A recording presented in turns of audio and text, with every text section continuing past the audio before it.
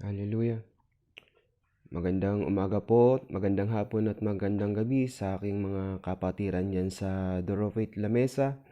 Narito na naman po ako upang papurihan ng ating Panginoon sa mga dakilang bagay na ginawa niya sa ating buhay. At bago po ang lahat, nais ko po munang manalangin. Sabayan niyo po ako sa aking pananalangin, tayo po ay yumuko dahil ang ating kakausapin po ay ating Panginoon. Hallelujah. Hallelujah. Panginoong Jesus, Ama, Holy Spirit, salamat po sa mga dakilang bagay na ginawa niyo sa aming buhay. Pinupuri namin kayo't pinapasalamatan, Panginoon, sa lahat ng mga sitwasyon namin sa aming buhay. Maraming salamat po. Tunay na ikaw ay dakila po kayo, Panginoon. Ibinigay niyo po ang lahat sa amin, lahat ng aming mga pangailangan, kaya marapat na palagi namin kayong pasalamatan. Humihingi po kami ng tawad sa lahat ng aming mga nagawang mga kasalanan, lihim man ito, hayag, sinadya o hindi. Patawarin niyo po kami, Ama. Banal na Espiritu, wini-welcome ka namin sa oras na ito sa pag-aaral namin ng iyong mga banal na salita. Tulungan niyo po kaming maunawaan ito.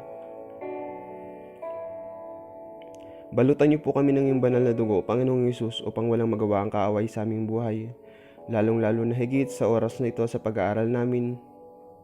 Nawa, Lord, hindi lang namin ito mabasa, sambitin ang aming labi. Bagkus ang nais po namin, ito ay tumanim sa aming puso at maisa pamuhay. Totoo, Panginoon, nakapagkasama ka namin palagi. Ang lahat ng aming ginagawa ay nagkakaroon ng katagumpayan. Maraming salamat po sa presensya mong palaging ipinaparana sa amin. Maraming salamat po sa lahat ng katagumpayan, sa lahat ng mga pagsubok. Sa mga pagsubok na ito, dito po kami lalong nagiging matatag. Nagkakaroon po kami ng kagalakan palagi. Nasa oras na kami dumaranas sa mga pagsubok dahil alam naming mga Kristiyano, alam namin na kami mga nagtitiwala sa iyo, Panginoong Hesus. Pagkatapos ng pagsubok ay may magandang aral kaming makukuha, may magandang katuruan, at nagiging maligaya ang aming mga puso, lalo ka naming minamahal, Panginoon, dahil sa mga pagsubok na ito. Maraming salamat, Panginoon. Dinadalangin po namin, Panginoon, o nasa lahat ako, Panginoon, na maghahayag ng iyong banal na salita. Itago niyo po ako sa iyong likuran upang ikaw lamang ang parangalan, mapasalamatan, mapapurihan, at maging aking mga kapatiran na makikinig ng iyong banal na salita. Nawa mapuspos sila ng iyong banal na Espiritu. Nawa ang lahat ng kanilang mga marinig na galing lamang sa iyo ay mangusap sa kanilang mga puso na magkaroon ng pag-asa, kalakasan, katagumpayan. Dahil ang pag-aaral na namin ang iyong banal na salita, ang iyong iniwang mga salita lamang ang nagiging kalakasan namin. At maraming salamat po muli, Panginoon. Ito po ang aking samot dalangin na may pasasalamat at pagsamba sa pangalan ng iyong anak na si Jesus at sa palaging pagsama ng banal na Espiritu. In Jesus' name, Amen.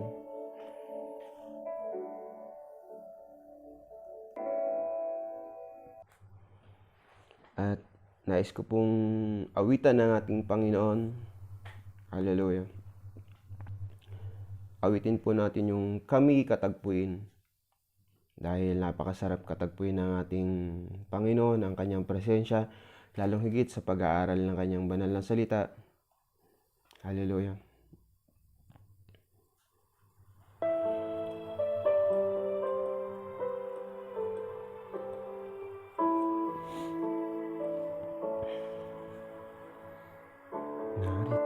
kami nagpapakumbaba,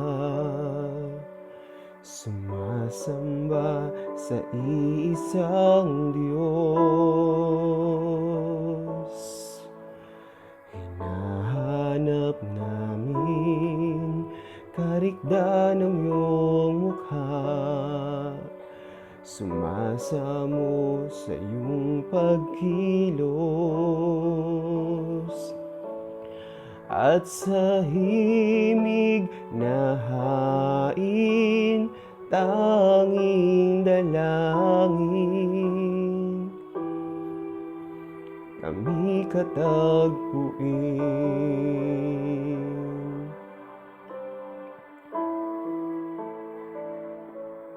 Iparanas mo sa amin ang iyong kapangyarihan, ipamalas mo sa amin ang iyong kalwalhatian, hanggang ang aming kaluluwa'y mapuspos ng lubusan, at sa aming kalagitnaan ay bumaba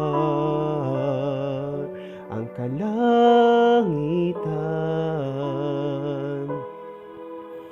Dakila ang iyong ngalan.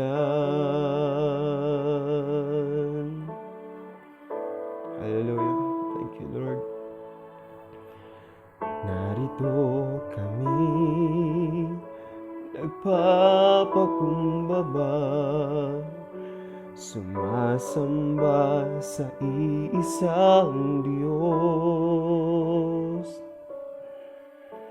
Hinahanap namin karikda ng iyong mukha, sumasamo sa iyong pagkilos, at sa himig na hain tanging dalangin kami katagpuin. Iparanas mo sa amin ang iyong kapangyarihan, yes Lord. Ipamalas mo sa amin ang iyong kalwalhatian, hanggang ang aming kaluluwa'y mapuspos ng lubusan, at sa aming kalagitnaan ay bumaba ang kalangitan. Dakila ang iyong ngalan. Hallelujah. Salamat, Panginoon. Hallelujah. Thank you, Lord, sa presensya mong ipinaranas sa amin. Hallelujah. Tayo po ay mag-aral na ng banal na salita ng ating Panginoon.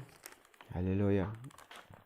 Magsipagbukas po kayo sa akin sa 1 John 4:18.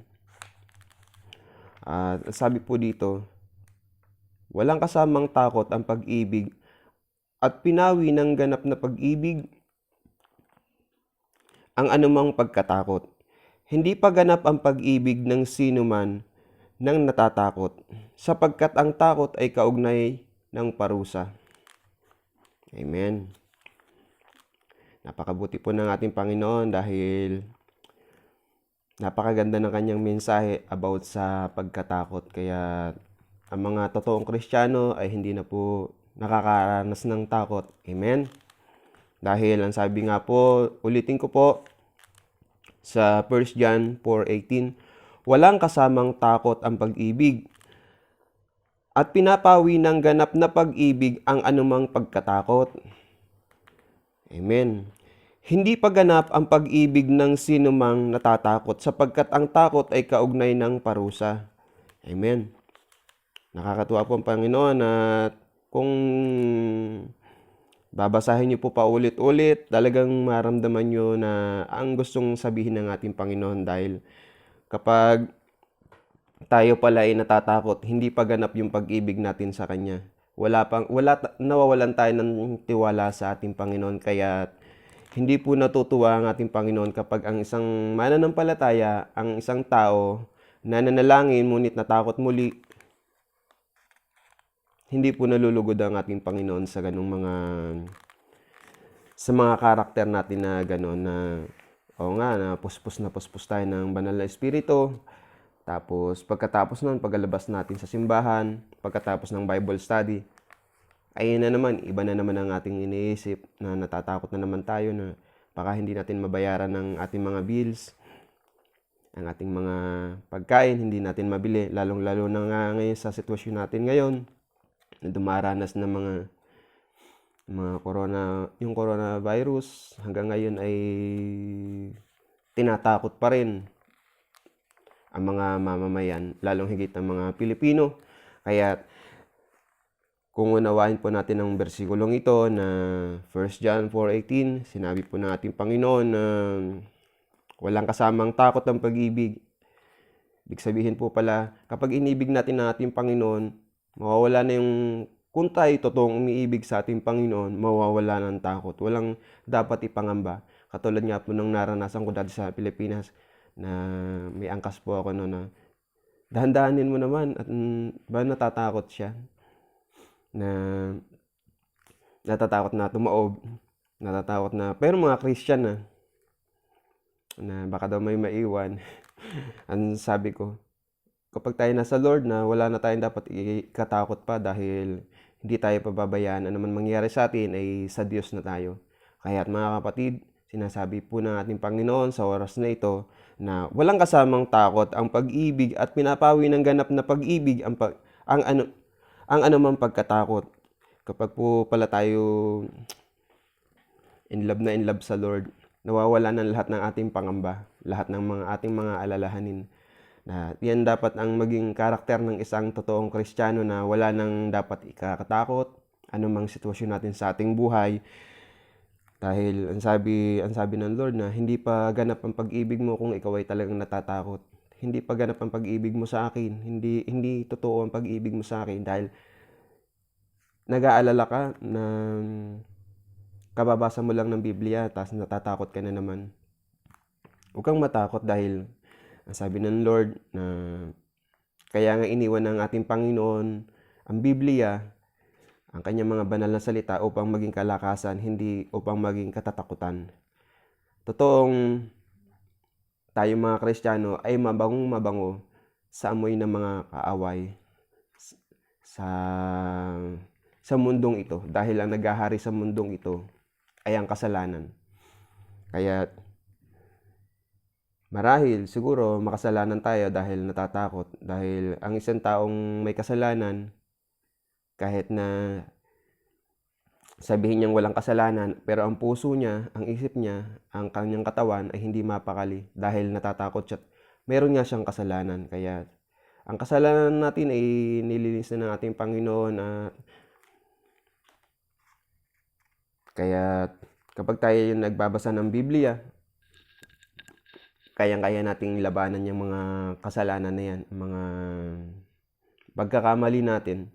Kaya lagi tayong manahan sa piling ng ating Panginoon sa kanyang presensya. Totoong mga tao ay araw-araw na nagkakasala, ngunit kapag tayo humingi ng tawad sa ating Panginoon, agad niya tayong patatawarin.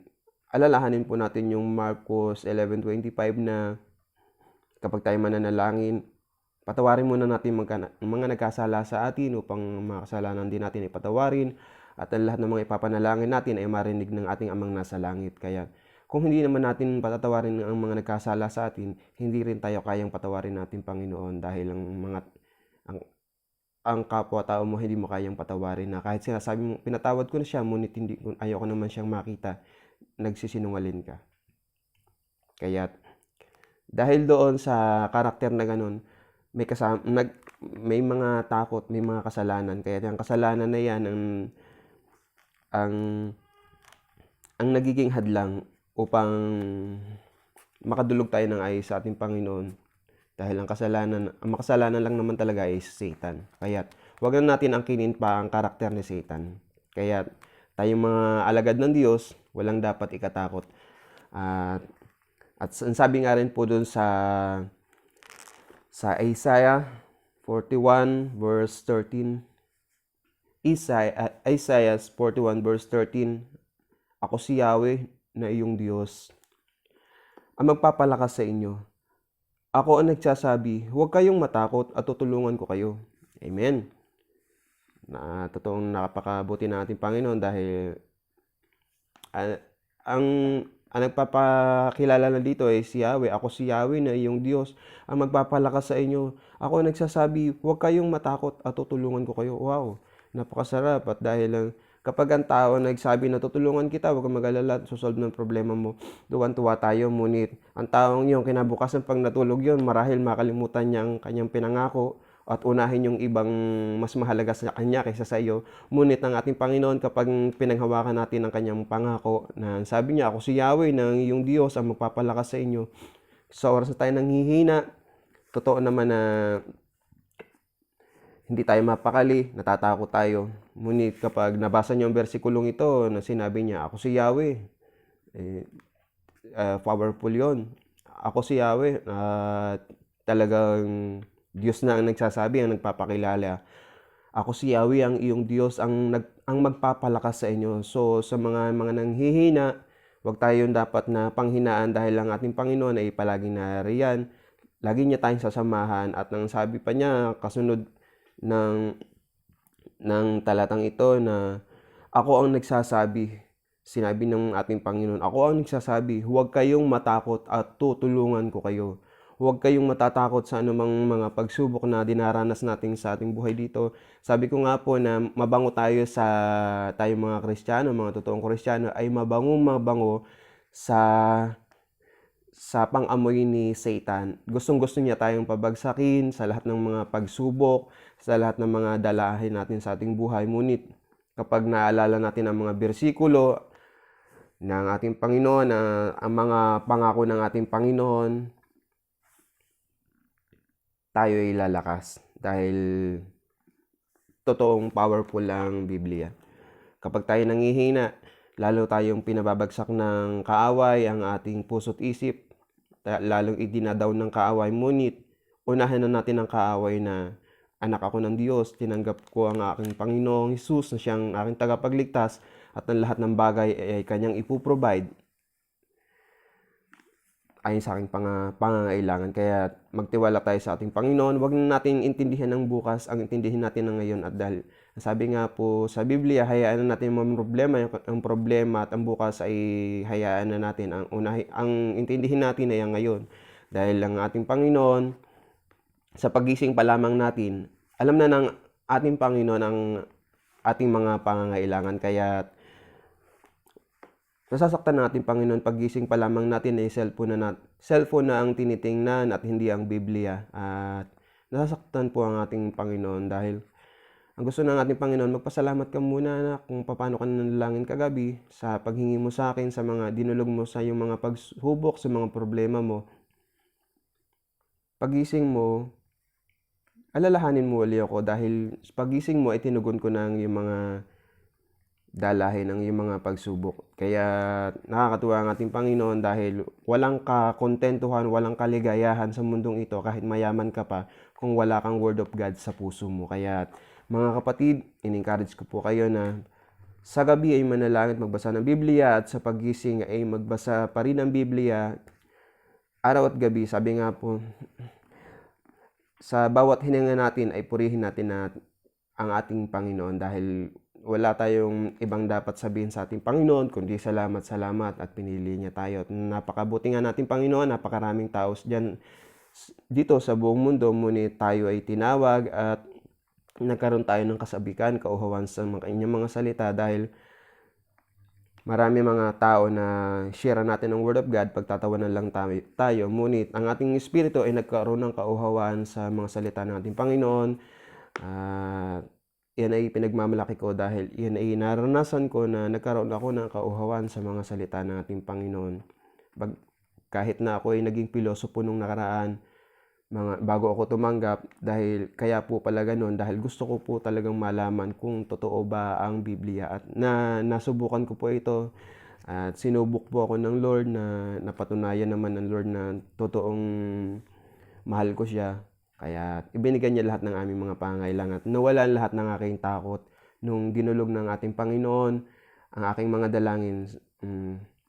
Ano ko lang sa inyo mga kapatid, kapag tayo mananalangin, iluhod natin sa ating Panginoon, umiyak tayo ng todo. Kung hindi natin kayang umiyak sa maraming tao, magtago tayo sa ating kwarto, isarado natin ang ating mga pinto, o doon, kausapin natin ang ating Panginoon, ang ating asawa, dahil sabi sa Biblia, sa 2 o 3 nagkakatipon, na pag pinag-uusapan ng kanyang pangalan ay naroon siya.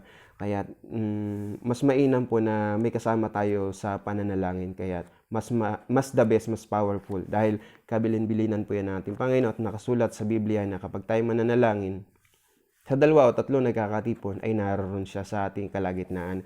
Kahit mga kapatid, ang takot sa ating puso ay tanggalin na natin, dahil ang mga totoong Kristiyano ay hindi natatakot, at kung may mga kulang man tayo sa bahay, may mga bayarin tayo, may mga alalahanin, ibigay natin lahat yan sa Diyos, at tiyak na magkakaroon ng katagumpayan, at ang ating puso't isip ay magiging kalmado lamang, o na magiging malaya, na sa oras na tayo dumaranas sa mga pagsubok, matuwa tayo, dahil nakasulat yan sa Biblia, kapag dumaranas sa mga pagsubok, ikagalak mo yan, dahil yan ang kalooban ng Diyos, at pagkatapos niya na ibibigay niya lahat ng iyong mga pangailangan. At sa ngayon po, yun lamang po sa ngayon ang aking mga isi-share, na naging lahat po ng mga bersikulong yung 2 bersikulong iyon ay aking naranasan sa pamumuhay dyan sa Pilipinas, maging hanggang dito sa Italy, na nawawala ang aking takot, dahil ang ating tagapagtanggol ay ang ating Panginoong Hesus. Kaya maraming salamat po muli, at ako po ay mananalangin. Samahin niyo po ako. Hallelujah. Panginoon Hesus, ang Holy Spirit, maraming salamat po sa kabutihan mo sa aming buhay, sa pag-aaral namin ng iyong mga banal na salita. Ang 1 John at ang Isaiah ang aming napag-aralan, ang mga bersikulong aming nabasa. Maraming salamat po. At naging kalakasan namin ito, Panginoon, na wala lahat ng aming takot, alalahanin sa buhay, mga iniisip na negative, nawala po lahat ito nung aming nabasa ang iyong mga pangako, ang iyong mga banal na salita, ang iyong mga aral, Panginoon. Ito po ay tumimos